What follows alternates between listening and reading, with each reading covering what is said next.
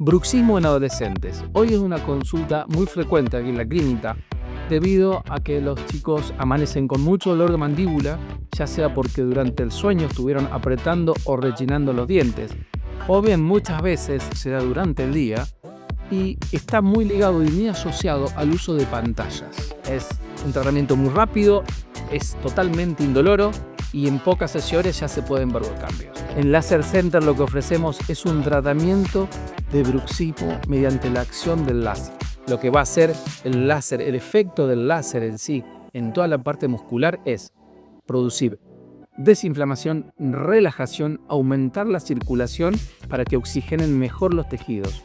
Por lo tanto, eso va a aliviar muchísimo el dolor y más aún, acompañado de una placa para bruxismo, el tratamiento es muy pero muy efectivo. La verdad sería todo tensionado antes y después del tratamiento, bueno, se notó la gran diferencia. Perfecto, ¿disminuyó el dolor? Sí, bastante.